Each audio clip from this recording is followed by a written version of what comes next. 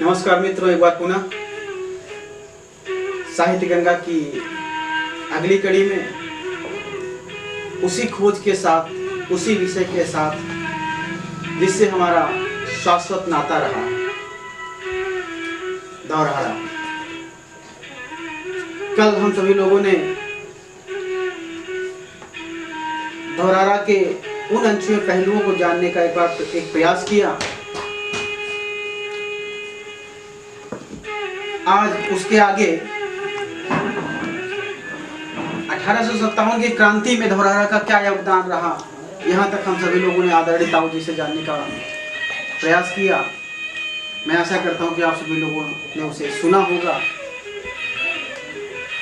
और उन गौरवान्वित क्षणों को याद करके आप गौरवान्वित भी हो रहे होंगे। आत्मविस्मृत स्वाभिमान पुनर्जीवित हो उठा होगा, ऐसी आशा के साथ आज उसके आगे, उससे पूर्व कि वो शाश्वत भारतीय जीवन क्या स्मरणीय मात्र रह जाएगा, इसकी पावन गंगा का जल क्या नालों में बह जाएगा, इसके पुष्कर, इसके प्रयाग क्या गर्त मात्र हो जाएंगे, इसके गंगाधर शिव शंकर क्या ले समाधि सो जाएंगे। यदि तुम ऐसा नहीं चाहते तो फिर तुमको जगना होगा, साहित्य गंगा के साथ जुड़ो, फिर तुमको सुनना होगा। इसी के साथ आदरणीय ताऊ जी से पुनः निवेदन कि एक बार पुनः उसके आगे के इतिहास के ऊपर। धन्यवाद भैया सुरेंद्र जी। जैसा कि गोस्वामी जी ने अपनी रामचरितमानस में लिखा है कि जा सुराज प्रिय प्रजा दुखारी, सो नृप अवश्य नरक अधिकारी। ये विदेशी शासक इस देश पर अत्याचारों में कोई कमी नहीं करते थे। यहाँ की प्रजा, यहाँ की जनता त्राहि त्राहि कर रही थी। तो गोस्वामी जी ने जो संदेश दिया उसको धौरहारा क्षेत्र की जनता ने भी स्थिर आंखों पर रखा और उसी संबल को लेकर के सरफरोशी की तमन्ना अब हमारे दिल में है, देखना है जोर कितना बाजुए कातिल में है। इस भावना के साथ उनके अत्याचारों का प्रतिकार करने के लिए अपनी कमर बांध करके सब एकजुट हो करके स्वतंत्रता आंदोलन में कूदे। इसके पूर्व एक बात गोस्वामी जी ने उस राजतंत्र के समय ये भी कही थी, जोर सिंह से उसको बताना भूल गया था कि जब तक ये वृक्ष रहेगा, बट वृक्ष, तब तक धौरहारा में अक्षुण्ण राज्य चलता रहेगा, यहाँ की जनता सुखी रहेगी, यहाँ के शासक प्रजा वत्सल रहेंगे, प्रजा के रक्षक रहेंगे। और जब इस वृक्ष की कोई शाखा टूटेगी तो उस राजवंश का कोई न कोई घटक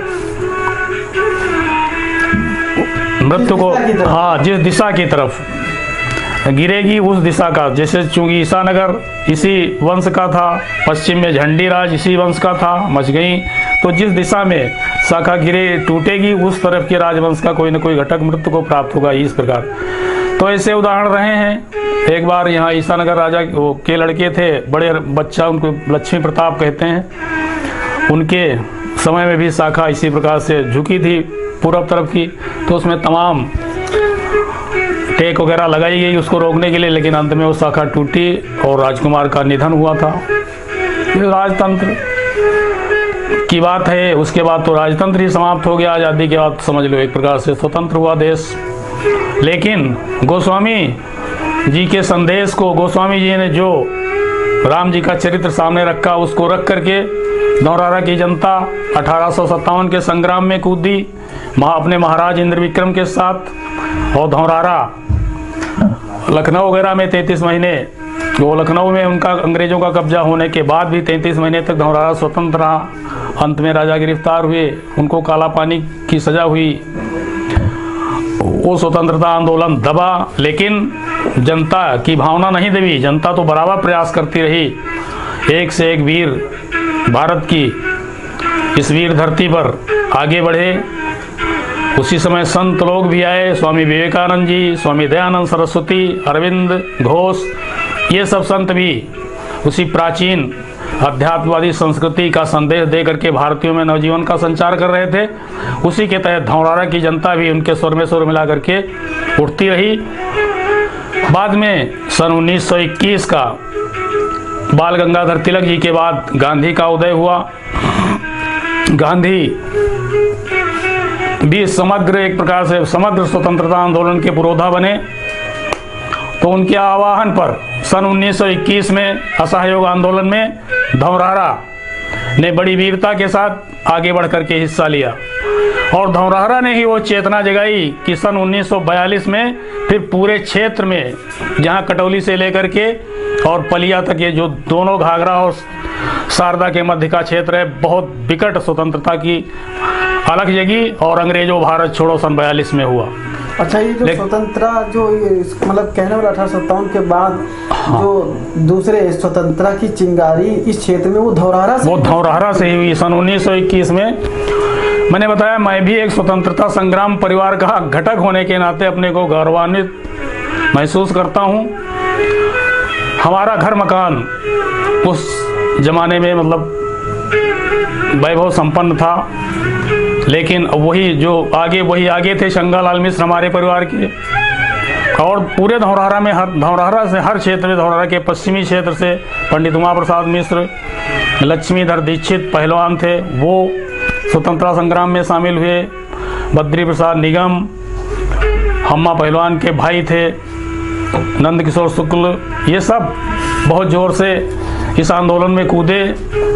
कुछ एक दो लोग गद्दार भी थे धौरहरा में, क्योंकि गद्दार तो हमेशा रहे। इस देश को गुलाम बनाने में गद्दारों की ही भूमिका रही है। लेकिन उनका पूरे धौरहरा ने, दो परिवार यहाँ के कहे जाते हैं, उनका सामूहिक बहिष्कार कर दिया था धौरहरा ने। वो अंग्रेजों के साथ थे। लेकिन हमारे परिवार का विशेष उसमें नुकसान किया गया। घर मकान सब नीलाम कर दिया गया, खोट डाला गया। परिवार के लोग, जानवर और सब भैंसें जो थी वो सब नीलाम कर दी गई थी। परिवार के लोग यहाँ धौरहरा के पड़ोस में गिरंटपुरवा है, वहाँ पर जा कर के रहे। बेचारे किसी प्रकार से अपना भरण पोषण किया तो बहुत बड़ा। लेकिन हम तो कहते हैं कि उस बलिदान का ही परिणाम हुआ कि हमारे पूरे क्षेत्र में एक स्वतंत्रता की अलग जगी। इधर जठरा, ईसानगर, कटौली, वझावा, धौरहरा के पड़ोस में अभयपुर, खेसवाही, इनमें सब में से एक स्वतंत्रता सेनानी सन 1942 में निकले, सब अच्छे और सबने आगे बढ़ चढ़ करके उसमें भाग लिया और देश की आज़ादी में बहुत बड़ा योगदान किया। तो ये तो स्वतंत्रता की रही। एक घटना ये भी आती है हिंदू मुस्लिम एकता की, जिस मतलब एकता की आवश्यकता होती है। जैसे आजकल कट्टरवाद बढ़ रहा है, लेकिन उस समय चूँकि मुस्लिम लीग का इतना प्रादुर्भाव नहीं हुआ था। बाद में तो मुस्लिम लीग को अंग्रेजों ने आगे बढ़ावा दे करके और पाकिस्तान तक का बंटवारा करा दिया, देश के टुकड़े करा दिए। लेकिन उस समय ऐसा बताते हैं, धौरहरा में एक लाल खां थे, उनके दरवाजे पर गायें बंधी हुई थी। लेकिन जो इस आज़ादी की लड़ाई के खिलाफ थे, उन्होंने ऐसा भ्रम फैलाया कि ये गायें कटने के लिए हैं। तो ये धौरहरा की बहुत बड़ी घटना है कि खुद लाल खां ने, और काजी उस जगह थे मुख्तार हुसैन, इन लोगों ने मिल करके धौरहरा की सबसे पहली मस्जिद थी जुमा मस्जिद, इस मस्जिद के अंदर आकर के लाल खां ने खुद गायों को पीताम्बर ओढ़ा करके अपने हाथ से गोदान किया।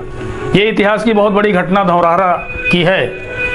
जो आजकल हिंदू मुस्लिम एकता के झंडा बरदार हैं, वो इससे सीख लें। आज जगह जगह पर गौकशी की घटनाएं हो रही हैं। आज ऐसे लोगों को इससे सबक लेना चाहिए कि हिंदू मुस्लिम एकता इस प्रकार से होती है। गौ इस देश की संस्कृति है।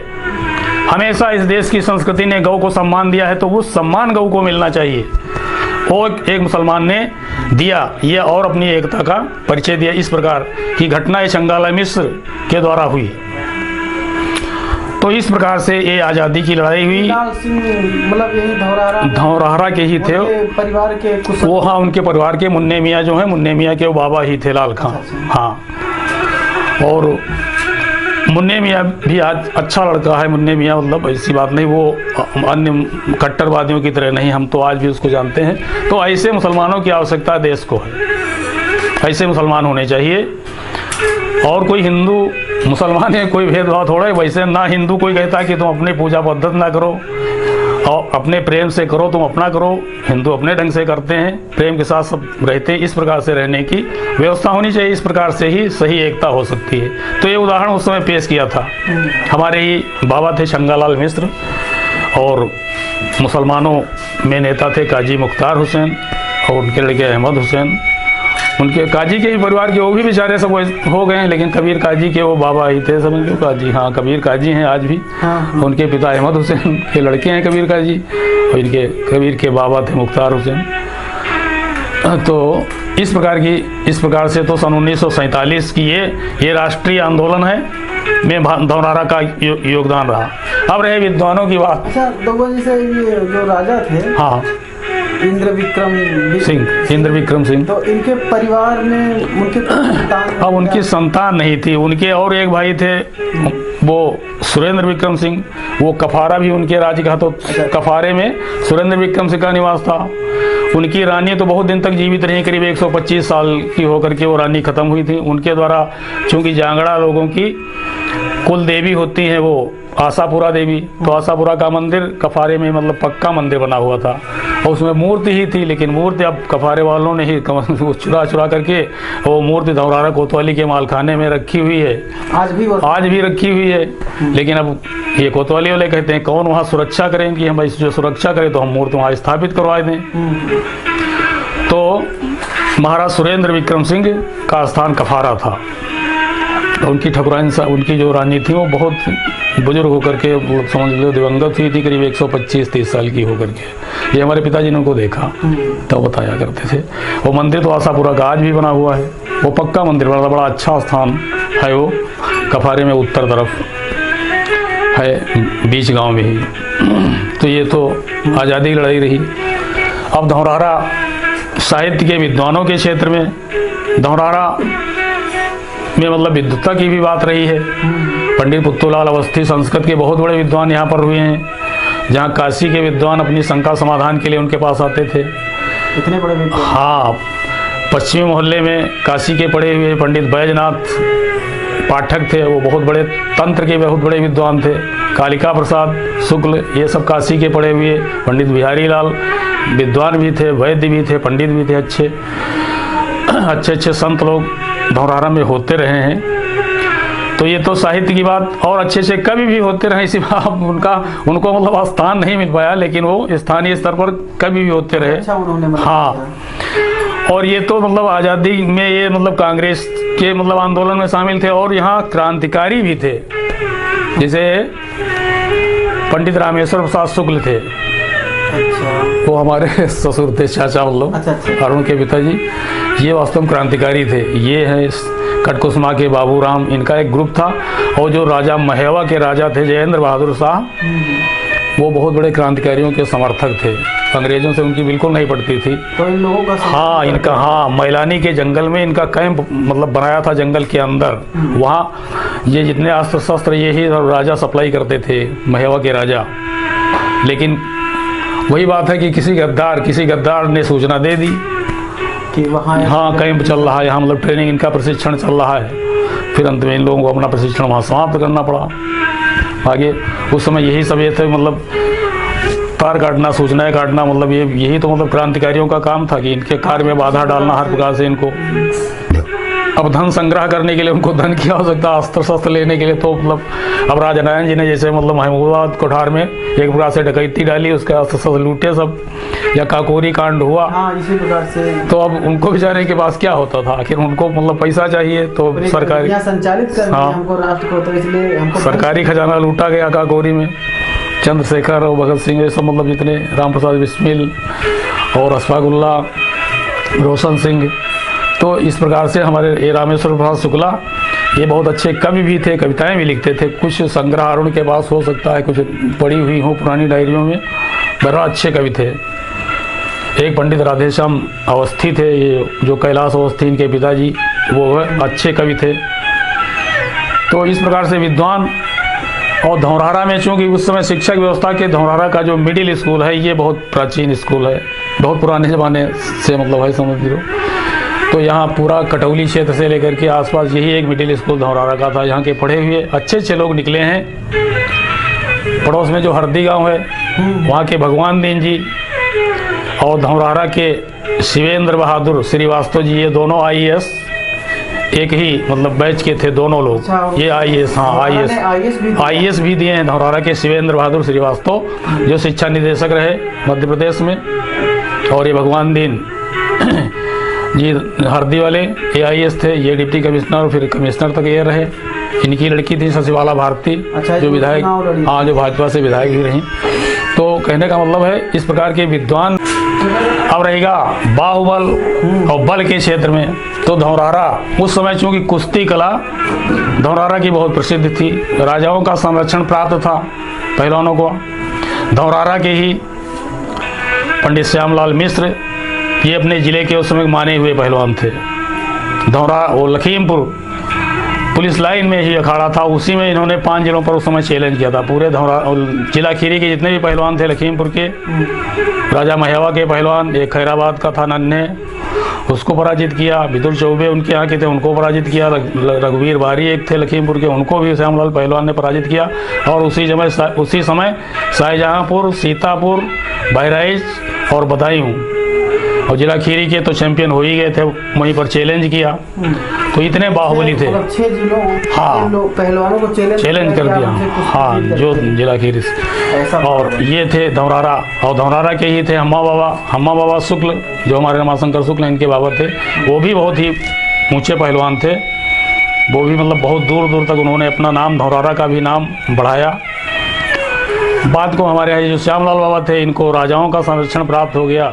ईसानगर और महेवा स्टेट में रहे, इनको बहुत सम्मानित किया उन लोगों ने। और उस समय धौरहरा के भैया हर मोहल्ले में समझ लो अखाड़ा थे पहलवानी। हाँ, आपके पश्चिमी क्षेत्र में उधर, हाँ, रामलाल बाबा जो थे मिश्र, मोहनलाल मिश्र के पिताजी, उनके यहाँ अखाड़ा चलता था। तो पूरा पश्चिम का मोहल्ला समझ लो वहाँ पर कुश्ती। इधर दक्षिण में मोहल्ला था हम्मा बाबा का, इधर हमारे यहाँ धौरहरा में अखाड़ा चलता था। उसके बाद गिरंट पुरवा पर वहाँ भी अखाड़ा चलता रहा। तो पूरे धौरहरा में सब तैयारी करते थे, अच्छा अपना शारीरिक करते थे, खूब स्वस्थ रहते थे, दूध की व्यवस्था सब लोग करते थे, शरीर हृष्ट पुष्ट होता था। तो मतलब जैसे कहा जाता है स्वस्थ शरीर में ही स्वस्थ मस्तिष्क का निर्माण होता है। तो इस भावना के साथ सभी लोग काम करते थे। तो बाहुबल में धौरहरा ने भी अपना परचम बहुत दूर दूर तक लहराया। ऐसा कहा जाता है एक बार वो जब ये कपूरथला स्टेट में चूँकि धौरहरा चला गया, एक बार कपूरथला की वो राजकुमार और उनकी पत्नी यहाँ पर आई थी धौरहरा में। फिर ये जितने भी पहलवान धौरहरा के थे, इन्होंने आपस में वही मिली जुली वाली सब, मतलब उनके सामने एक प्रदर्शन हुआ पहलवानी का। यही जो ये बाईपास तिराहा जो है ये धौरहरा का, इसी जगह, हाँ, इसी जगह पर ये पड़ाई बाग कही जाती है, यहीं पर उनका कैंप लगा था, यहीं पर सब व्यवस्था। फिर उन्होंने देखा तो ये हमारे यहाँ जो श्यामलाल बाबा थे, उनसे कहा कि पहलवान तो हमारे साथ पंजाब चलो। और उस समय गामा का ही साथी था गुलाम पहलवान, कहा हम तुम्हारी गुलाम पहलवान से कुश्ती करवाएंगे। तो बाबा ने कहा कि अरे अब हम उनसे क्या लड़ेंगे, वो बहुत ऊंचे पहलवान लोग। तो कहा इससे थोड़े लड़ाई देंगे, चलो हमारे साथ, वही जो उनकी हाँ जो खुराक उनकी होती वही खुराक तुमको देंगे। और उसमें गूंगा पहलवान एक बहुत मशहूर था हिंदुस्तान में, कहा गूंगा पहलवान को बुला करके उससे तुम्हारी मतलब उससे जोर तुम्हारा होगा, तब तैयारी करने के बाद तुमको लड़ाएंगे। बहरहाल कहने का मतलब कि ये सब बहुत अच्छी व्यवस्था उस समय थी, सब लोग सुखी थे और स्वस्थ वातावरण था धौरहरा का। खुशी यही हो रही है कि आज नए सिरे से हमारे जो युवा हैं, आप जैसे युवा सब धौरहरा के सभी लोग हैं, उनके अंदर एक नई जागृति पैदा हो रही है। इससे हमारे अंदर भी एक आशा का संचार हो रहा है कि भविष्य में धौरहरा जरूर उत्थान करेगा। और जैसे दवा जिसे आपने बताया, हाँ, कि चाहे बाहुबल पराक्रम में ले लें हम, हाँ, साहित्य के क्षेत्र में ले लें, स्वतंत्रता आंदोलन में जो भूमिकाएं रही हैं, ये सारा सब कुछ होने के बाद भी जो हमारे संत गोस्वामी संत तुलसीदास जी की तपोस्थली रही है, कर्म स्थली रही, जहाँ पर आपके द्वारा बताया गया कि उनके द्वारा बालकांड की रचना की गई, हाँ, जो आज भी आपने देखा भी उसको, चूंकि हमें इतना सौभाग्य नहीं प्राप्त हुआ, हाँ, हमने तो देखा है उसको 2-3 बार। और आप बताते हैं कि जैसे लाकर में उपलब्ध है, हाँ, ये सब कुछ इतना यहाँ पर रहा है। लेकिन अगर एक तरफ हम देखते हैं, अगर वो कर्मस्थली को देखते हैं तो अपनी जीर्ण शीर्ण अवस्था में है, आपने बताया कि वो 1400 बीघे जमीन थी, हाँ लेकिन वर्तमान में हमको इतनी मतलब नहीं दिख रहा सारा सब कुछ। हाँ, वो निकल गई, सीलिंग में सब ये निकलती क्या गई। कारण रहे कि उस कर्मस्थली को जो स्थान मिलना चाहिए, राजा जोध सिंह की समाधि, राजा जोध सिंह के नाम को जो यश मिलना चाहिए, उनके कार्यों को, उनके पराक्रम को, तो अब इसमें यही रहा है कि कुछ लोगों की स्वार्थपरता रही है। अब जैसे बुद्धिमानी से काम लिए होते सब लोग, इसका ट्रस्ट पहले से बना होता तो ये समस्या सामने नहीं आती। कुछ लोगों के अंदर जरूर वही जो उस गद्दार प्रवृत्ति के लोग थे, उनके अंदर स्वार्थ की, अपना व्यक्तिगत स्वार्थ हमारा सिद्ध हो जाए, सामाजिक हित, राष्ट्रीय हित, इन बातों पर विचार उनके अंदर बिल्कुल नहीं आया। तो आज तो हम सरकार से भी, चूंकि इसका मुकदमा भी चल रहा है, तो सरकार से भी हम ये आग्रह करते हैं कि ये मंदिर के पक्ष में निर्णय हो। ये भूमि जो बची हुई शेष है वो मंदिर के ही पक्ष में जाए, जिससे हमारे जो नया युवा वर्ग है उसको आगे कार्य करने में कोई कठिनाई न हो। जो स्थान वहाँ पर उपेक्षित हुए हैं उनको नए सिरे से, जो अब तक नहीं हुआ है, कम से कम अब हम उनका फिर से नवनिर्माण उनमें कर सकें। ठाकुर द्वारा जहाँ पर था उसको भी नए सिरे से ढंग से भव्य रूप प्रदान किया जा सके। धन्यवाद है कि चलो एक धौरारा में राधे लाल सेठ थे, उन्होंने अच्छे कार्य किए, उनका धन सार्थक हुआ। धौरारा में उन्होंने धर्मशाला बनवा दिया, एक नाट्य पंचन का भी अच्छा स्थान दिया। रामबट्टी में बट वृक्ष के समीप उन्होंने तुलसीदास जी का मंदिर बनवाया, वो राधे लाल निगम। यहाँ माता जी का एक स्थान है धौरारा के पूरब में, उस मंदिर का भी निर्माण उन्होंने अपने पैसे से करवा दिया। तो उनका धर्म सार्थक रहा। कन्हैयालाल पुरी का भी उसमें सहयोग रहा, क्योंकि दिमाग या जो नक्शा मानचित्र जिस प्रकार से वो कन्हैयापुरी के दिमाग में उपजा और उसको पैसा राधेलाल सेठ ने अपना दिया, तो ये बहुत अच्छा कार्य हुआ। कम से कम तुलसीदास जी की एक मूर्ति उसमें स्थापित है, तुलसीदास जी का भी मंदिर बना हुआ है। और राम वाटिका धाम उत्थान समिति के तत्वावधान में रामबट्टी के उत्थान का प्रयास किया जा रहा है। इसमें युवा वर्ग को जुड़ना चाहिए, युवा वर्ग को विशेष प्रोत्साहन इसमें देना चाहिए। लेकिन ये हो तभी सकता है कि ये व्यक्तिगत ना होकर के ये मंदिर की ही संपत्ति ये मानी जाए। ऐसा चूँकि मुकदमा भी, वाद विवाद भी चल रहा है, तो ये सरकार ये करे, क्योंकि गोस्वामी जी का वो स्थान रहा है। गोस्वामी जी जैसी विभूति धौरारा में आई, उस स्थान पर उन्होंने तप किया, बालकांड की रचना वहाँ पर की, अपने द्वारा, उनके द्वारा वटवृक्ष लगा हुआ आज भी विद्यमान है। तो इन सब बातों को देखते हुए ये हो, तभी युवाओं के अंदर एक नए उत्साह का संचार होगा और उसको गति मिलेगी। कुछ जो राजनीति के हमारे आजकल प्रजातंत्र में जो हमारे प्रतिनिधि चुने जाते हैं, उनकी उदासीनता भी रही है इस क्षेत्र के प्रति, इस पर भी दुख होता है। अगर वो सभी लोग एकजुट होकर के इस पर ध्यान दें तो ये सभी समस्याएं उनका हल हो सकता है, उनका समाधान निश्चित हो सकता है। आशावादी, सुरेंद्र बाबू आशावादी होना चाहिए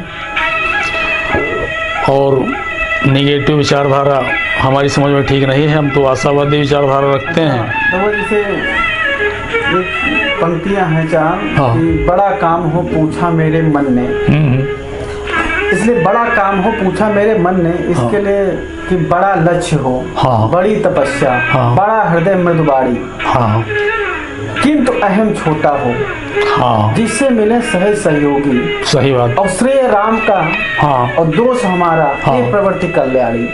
तो कहीं ना कहीं आपको ये लगता नहीं कि ये सारी जो समस्याएं हैं कि धौरारा को आगे बढ़ना चाहिए था, इतना सारा सब हाँ, तो इसमें धौरारा के पास है, अहम ही, हाँ अहम, इसके लिए धरोहर हाँ। ये जो ऐसी धरोहर थी हमारे पास, हाँ, जैसी थाती थी हमारे पास, इस धरोहर के कारण हम धौरारा के हाँ धरोहर, हाँ ये धरोहर से ही धौरारा बना ही है। और ये भी हमारे पास धरोहर ही है, थाती है, कि ऐसे व्यक्तित्व के धनी लोगों की थाती।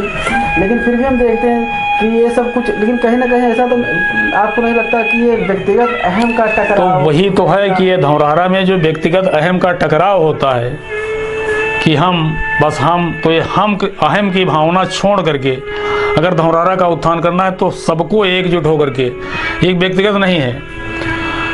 जैसे रामबट्टी वाली बात, राम वाटिका वाली बात है, तो उसमें भी मतलब ये नहीं कि राम वाटिका धाम उत्थान समिति ही सब कुछ कर सकते, नहीं, सब कुछ राम वाटिका धाम को एक तरफ करके सब लोग आओ, सामने आओ, साथ में राम वाटिका आपके धाम उत्थान समिति जो है आपके पीछे चलेगी।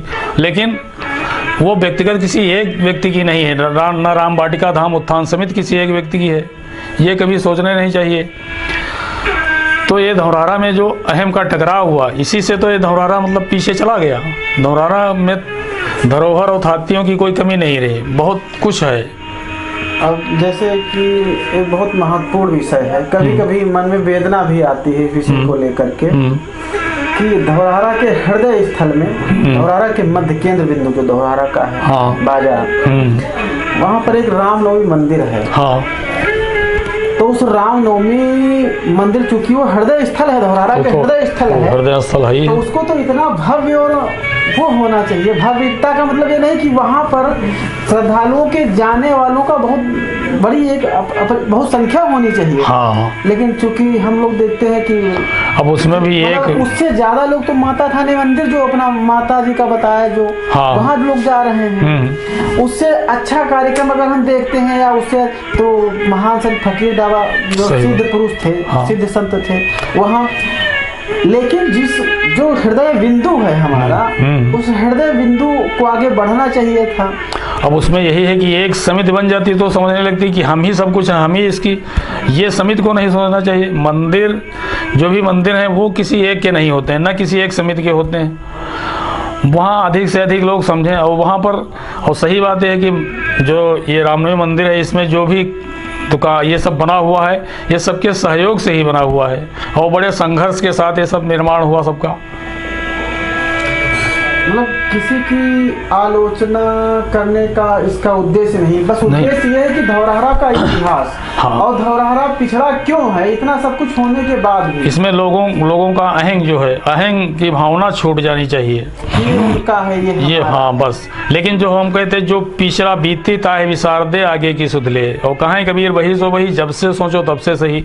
जो आज की नई युवा पीढ़ी है उसको इन सभी जो पिछली बुराइयां हुई हैं उन बुराइयों को छोड़ करके एकजुट होकर के आगे बढ़ना चाहिए और अपने अहम को पीछे छोड़ देना चाहिए। अहम का टकराव नहीं होना चाहिए।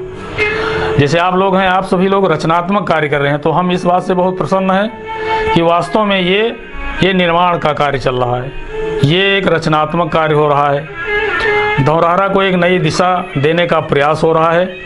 तो हम तो कहें हमारा आशीर्वाद है, ये आपका प्रयास सार्थक होगा और ये कार्य आगे बढ़ेगा। इसमें ज़्यादा से ज़्यादा, लेकिन हम कहते हैं कि पूरे कस्बे के जितने भी अच्छे लोग हैं वो सब इसमें जुड़ें। और जो बुराइयां हैं, आज का युवा वर्ग जो है वो गलत नशेबाजी में, बवालबाजी में, ड्रग्स में इसमें जा रहा है, ये बहुत दुखद स्थिति है। इन बातों को छोड़ करके रचनात्मक कार्य में आप लगेंगे, आपका हृदय भी प्रसन्न होगा, आत्मा प्रसन्न होगी, आपको संतुष्टि मिलेगी, ईश्वर प्रसन्न होगा। एक चीज जैसे आप देख ही रहे होंगे कि यहाँ पर अर्थ के क्षेत्र में देखा जाए तो काफी धनाढ़ लोग रहे यहाँ धौरहरा। हाँ, लेकिन हाँ वही धनाढ़ लोग रहे, लेकिन शिक्षा के क्षेत्र में कभी विचार नहीं किया। हाँ, ये भी एक बिछड़ने का कारण रहा कि हम कहते हैं इधर उधर सब जगह, जैसे खमरिया में BBLC इंटर कॉलेज खुला बहुत पहले, क्या धौरहरा पैसे वाले नहीं थे, लेकिन वहाँ पर बाबू ब्रजबिहारी लाल ने 10,000 रुपये और अपना 50 बीघे खेत उसमें दिया उस समय। धौरहरा में लोग सोचते ही रहे, केवल BBLC इंटर कॉलेज के माध्यम से ही समझ लो, कटौली लेकर के इधर ढकेरवा तक का पूरा धौरहरा क्षेत्र के लोग इंटर तक की पढ़ाई समझ लो जो कर पाते थे, जो थोड़ा सक्षम हुई या जो बहुत थोड़ा और ज़्यादा सक्षम होते थे, लखीमपुर अपना रुकते थे। अगर यहाँ इंटर की व्यवस्था होती तो जहाँ धौरहरा क्षेत्र में काफ़ी शिक्षा का प्रतिशत ज़्यादा होता, लेकिन यहाँ की अपेक्षा खमरिया क्षेत्र में ज़्यादा प्रतिशत रहा है साक्षरों का और शिक्षितों का। मतलब अब खमरिया ही, जैसे खमरिया ही ले लीजिए आप, हाँ, कि धौरहरा तहसील है, हाँ, और क्षेत्र भी काफी बड़ा हुआ है, लेकिन खमरिया देखिए आप कितना आगे बढ़ गया। वही दूसरी तरफ आप पलिया को ले लीजिए, एकदम किनारे है, हाँ, जंगली क्षेत्र था पहले, जहाँ का पानी लगता था। उसको मतलब उसकी स्थिति ये हो गई कि उसको हमें लगता है कि भविष्य में उसको जिलाना बनाना पड़ा। वही बताते हैं कि पहले वहाँ का पानी लगता था, मतलब वहाँ कहते हैं। दूसरी तरफ अगर आप तिकोनिया ले लीजिए, ये सारी चीजें ले लीजिए, लेकिन धौरहरा जिस गति से आगे बढ़ना चाहिए था इसको। तो अब औद्योगिक क्षेत्र मतलब उसकी यहाँ कमी हो गई, उद्योग धंधे, कोई फैक्ट्री कोई उद्योग धंधे का यहाँ पर नहीं, ये भी जनप्रतिनिधियों की उदासीनता है। तो ये आपने क्या बताया था वो पंक्तियाँ कि हमको जिसको न निज गौरव तथा निज देश का अभिमान हो वह नर नहीं नरपत निरा और मृतक। तो लोगों को पैसा, लेकिन वो पैसा जैसे वो है ना कि जो हमारी मातृभूमि है, हाँ वहाँ पर हम कितना निवेश करें। हाँ बस नहीं, कोई नहीं समझ पा मातृभूमि पर प्राण न्यौछावर करने की भावना। हम इन्वेस्ट कहाँ कर रहे हैं, कहाँ निवेश कर रहे हैं कि वहाँ कर रहे हैं जहाँ हमको लोग जानने वाले नहीं हैं। हाँ। अगर वही चीज हम यहाँ करें सही बात, तो धरोहरा आगे बढ़ेगा। और जो एक परिकल्पना है कि अयम निजा, हाँ परोवेद वसुधैव कुटुंबकम वाले कि 10 लोगों को हम रोजगार दे सकें। सही बात, रोजगार भी 10 लोगों को मिलेगा, जागरूकता भी बढ़ेगी। हाँ तो मैं चाहता हूँ कि आपके माध्यम से यहाँ के ऐसे जो बंधु हैं, हाँ तो उनको एक संदेश प्राप्त हो कि इस विषय में एक बार सोचने का प्रयास करें। क्या हम ऐसा कर सकते हैं? हाँ, कोई मतलब संस्थान, छोटा मोटा संस्थान खोला जा सकता है, 10-15 लोगों का एक समूह बना करके, और इसमें आप जैसे जो नए बुद्धिजीवी युवा हैं, ऐसे लोगों के साथ लोग बैठें, विचार करें कि हम कौन सा उद्योग शुरू कर सकते हैं, बेकार ना घूमें। अब जैसे लड़के बेकार घूमेंगे, जुआ खेलेंगे, चोरी करेंगे, गांजा पिएंगे, शराब पिएंगे, यही बवालबाजी तो करेंगे, और जब बैठ करके कोई धंधे के बारे में सोचेंगे तो सही दिशा में बढ़ेंगे। तो हमारा तो उनके साथ संदेश है कि यहाँ पर कोई है जैसे इसी प्रकार के छोटे उद्योग धंधे हैं, जैसे अगरबत्ती बनाना है या वो ये मच्छर मारने वाली मॉर्टीन वगैरह ये सब ये बनती हैं। गौवंश का संरक्षण भी इससे होगा, गौमूत्र गोबर का भी सदुपयोग होगा, और लोगों को रोजगार भी मिलेगा, लोग बेकार नहीं, 4 पैसे का धंधा भी होगा। केवल खेती पर ही आधारित नहीं रह सकते हैं, क्योंकि खेती परिवार बढ़ेंगे, खेती बढ़ती जाएगी, कहाँ तक खेती है, वो पुराना जमाना नहीं रहा। जैसे दवा आप स्वयं आप स्वयं देख रहे होंगे, हाँ, कि लोग चिल्ला रहे हैं कि गाय गाय गाय गाय, लेकिन हम देख रहे हैं कि मानसिकताएं कहाँ पर हमारी हैं, हमारी सोच कहाँ तक गई।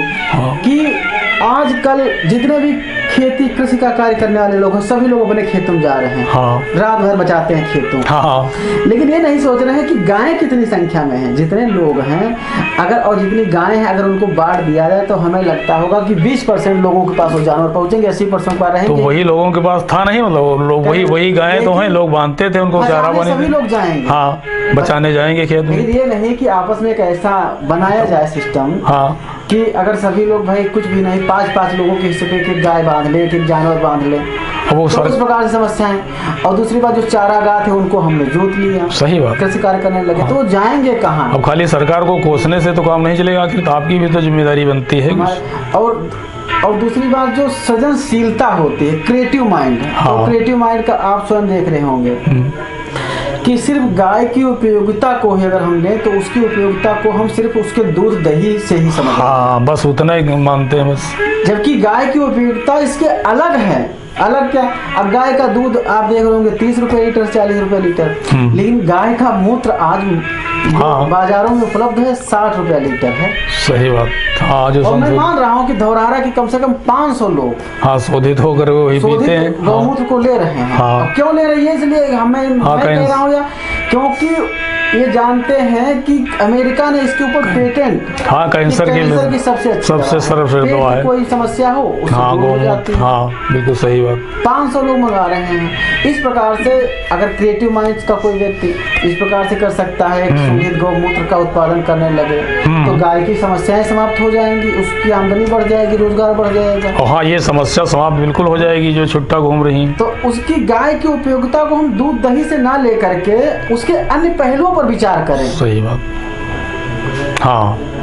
तो ये आज हमारे ताऊ जी के द्वारा जो धौरहरा का संक्षिप्त इतिहास, वो इन 6 पहलुओं को हम सभी लोगों ने जानने का प्रयास किया आपके माध्यम से। अब चूंकि इतिहास कोई छोटी चीज नहीं होती है, कम शब्दों, इतने ही शब्दों में उसको नहीं, लेकिन समय का अभाव और इन सारी चीज़ों के कारण जो आपके द्वारा हम सभी लोगों को प्राप्त हुआ ज्ञानवर्धक चीज़ें, इनको मैं आप सभी लोगों से निवेदन करता हूँ कि इनको सुने और सुनने के उपरांत आने वाली पीढ़ी को, क्योंकि हम जानते हैं कि रावण को भगवान श्री राम ने, लोगों ने प्रश्न किया कि भगवान श्री राम ने रावण को क्यों मारा, जबकि रावण बहुत विद्वान व्यक्ति था। विद्वता के रूप में चाहे किसी भी क्षेत्र में ले लिया जाए उससे कोई नहीं जीत सकता था, लेकिन भगवान ने उसको सबसे बड़ा मारने का उपाय जो कारण बताया, वो कारण ये था कि उसके अंदर जो भी इस प्रकार की क्रिएटिव नई नई चीजें थी वो अपने तक समाहित रखना चाहता था, आने वाली पीढ़ी को नहीं देना चाहता। बस अपने अहंकार, आने वाली पीढ़ी को हम नहीं देंगे तो क्या होगा, वहीं पर जो प्रकृति का जो चक्र होता है वो रुक जाएगा।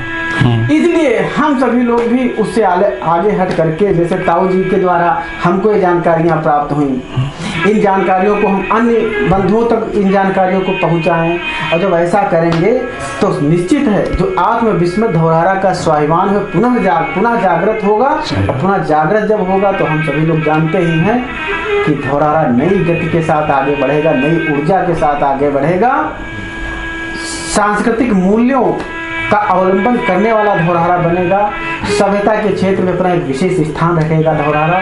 इन्हीं शब्दों के साथ आदरणीय ताऊ जी को बहुत बहुत प्रणाम किया, आपने अपना बहुमूल्य समय हम लोगों को आशीर्वाद स्वरूप प्रदान किया। इन्हीं के शब्दों के साथ आप सभी बंधुओं को सादर नमस्कार।